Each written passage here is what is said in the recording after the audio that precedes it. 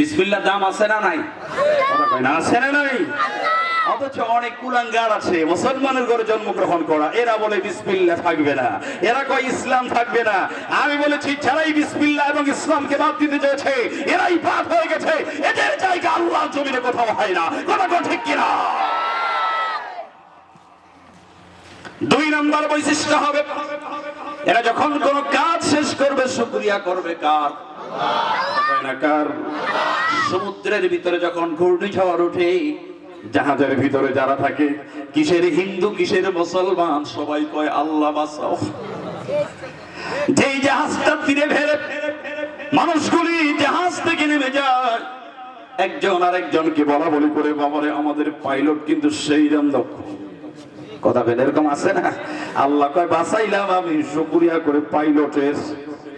এই জন্য কোন কাজ যখন শেষ হবে আলহামদুলিল্লাহি রাব্বিল আলামিন, আল্লাহু আকবার জোরে বলেন। কোরআন শুনতে ভালো লাগে না খারাপ লাগে? আরো 5 রকমের তেলাওয়াত শোনাবো, রাগ করবেন আপনারা? থাকবেন তো নাকি যাবেন গা? কয়টা পর্যন্ত? ও মা, সারা রাত আপনি থাকেন, আমি যাবো ইনশাআল্লাহ। শুকরিয়া হবে কাদের শেষে? কার? আল্লাহর নাম নিতে কষ্ট হয়, জোরে কর না কেন? কার? কাউকে কোনো কথা দিলে ইনশাআল্লাহ, কারণ আপনি এখান থেকে বাড়ি যেতে পারবেন কিনা তার কোনো গ্যারান্টি কি আছে?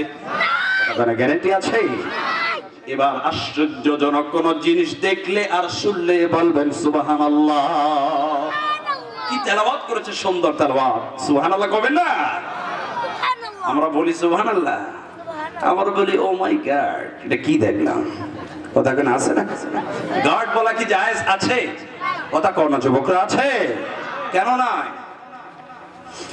গড বলা জায়েজ নেই, কারণ গড গডেস, ঈশ্বর ঈশ্বরী, ভগবান ভগবতী, প্রত্যেকটার স্ত্রীলিঙ্গ আছে। কিন্তু আমার আল্লাহ হচ্ছেন আহাদ। পড়েন কুল হুয়াল্লাহু আহাদ আল্লাহুস সামাদ লাম ইয়ালিদ ওয়া লাম ইউলাদ ওয়া লাম ইয়াকুল লাহু কুফুয়ান আহাদ। জোরে কোন আল্লাহু আকবার। এই জন্য মুসলমানদের জন্য আল্লাহকে গড বলা জায়েজ নাই, ঈশ্বর বলা জায়েজ নাই, ভগবান বলা জায়েজ নাই। যদি বলেন আপনি আল্লাহর সঙ্গে শিরিক করে মুশরিক হয়ে যাবে। আজকে অনেক মুসলমান অহরহ শিরিক করে মুশরিক হচ্ছে, কিন্তু ওরা টের পাচ্ছে না। কথা কর না কেন? ঠিক না? এটা বলবেন না। আল্লাহ কবুল করুন, আমরা বলি আমিন। এবার আল্লাহকে আল্লাহ নবী মুসা ডেকে বলে, রব্বুল আলামিন, আমি তো এবার ওয়াজ শুনলাম, এবার তোমার কাছে একটা প্রশ্ন আমি রাখতে চাই। আল্লাহর কোরআন 3 নাম্বার পারা 1ম পৃষ্ঠা আয়াতুল কুরসি তাফসীর করেছেন তাফসীরে খাজান। হযরত মুসা নবী আল্লাহকে জিজ্ঞেস করে, রব্বুল আলামিন, আমার মানুষ একটা রাত্রে যদি না ঘুমাই পরের দিন টিকতে পারি না, দাঁড়াতে পারি না, না ঘুমালে। আল্লাহ একটা প্রশ্ন আমার ভিতরে জেগেছে, আমি কি করব? আল্লাহ কয় কর। হযরত মুসা নবী দেখে বলে, আল্লাহ তুমি তো ঘুমাও না, তুমি থাকো কেমনে? আল্লাহু লা ইলাহা ইল্লা হুয়াল হাইয়ুল কাইয়্যুম লা তাখুযুহু সিনাতুন ওয়ালা নাওম। আল্লাহু আকবার। হযরত মুসা নবী আল্লাহকে জিজ্ঞেস করে, আল্লাহ তুমি তো ঘুমাও না, তুমি থাকো কেমনে? আল্লাহ পাক দেখে বলে, মুসা রে, তোর প্রশ্নের জবাব আমি দেব, কোনো অসুবিধা নাই, তবে থিওরিক্যাল নয়, প্র্যাকটিক্যাল। কাজের দ্বারা আমি উত্তর দেব, কথার দ্বারা নয়। কারণ বাঙালির কথা বেশি না কাজ বেশি? কাজ বেশি। হযরত জিবরিল আলাইহিস সালাম মুসা নবীর সামনে হাজির হয়ে গেছে, ডেকে বলে, নবী আপনি আল্লাহকে জিজ্ঞেস করেন, আল্লাহ আপনি ঘুমান না কেন? প্রশ্নের জবাব দেওয়ার জন্য আল্লাহ আমাকে পাঠিয়ে দিয়েছে। এই যে আমার 2টা হাতে দেখতে পাচ্ছেন, 2টা পাত্র নিয়ে এসেছি, কাচের পাত্র, পানি ভর্তি কাচের পাত্র। এই 2টা পাত্র আপনার 2টা হাতে আপনি নেন। আমি জিবরাইল এখান থেকে চলে যাব, আপনি তুর পাহাড়ে দাঁড়িয়ে থাকবেন 2টা কাচের পাত্র নিয়ে। তবে মনে রাখবেন আপনি বুঝতে পারবেন না, আমি ততক্ষণ পর্যন্ত পুনরায় আপনার সামনে ফিরে আসবো না, ততক্ষণ পর্যন্ত কাচের পাত্র নিয়ে দাঁড়ায়া থাকবে। খেলা কত! হযরতে মূসা নবী কাচের পাত্র নিয়ে দাঁড়ায় আছে। রাতের বেলায় কতক্ষণ আপনি থাকবেন? 10 মিনিট, 1 ঘন্টা, আধা ঘন্টা, সর্বোচ্চ 2 ঘন্টা। ঘুম আসবে না? নাই কথা কয় নাকি? ঘুম আসবে না? দেখবেন আমাদের দেশের কিছু মানুষ আছে বাসে উঠার 5 মিনিটের মধ্যে ঝাঁকুনি মারে। ওয়াজে বসার 3 মিনিটের মধ্যে আছে না? কে আছে একটু দেখেন তো আশেপাশে আছে নাকি? লিল্লাহে তাকবীর। ও আল্লাহ, আমি আসতে কই দেখি আপনারা আসতে কর। আল্লাহর নাম নিতে হবে জোরে মুসলমানের মতো, লিল্লাহে তাকবীর। হযরতে মূসা নবীর চোখের ভিতরে আল্লাহ রাব্বুল আলামিন অল্প একটু তন্দ্রা দিয়েছেন। হযরতে মূসা নবী একটা ঝাঁকুনি মারছে। ঝাঁকুনি যখন মেরেছে, কাচের পাত্র কি আর পাত্র থাকে? কথা কন না কেন? থাকে।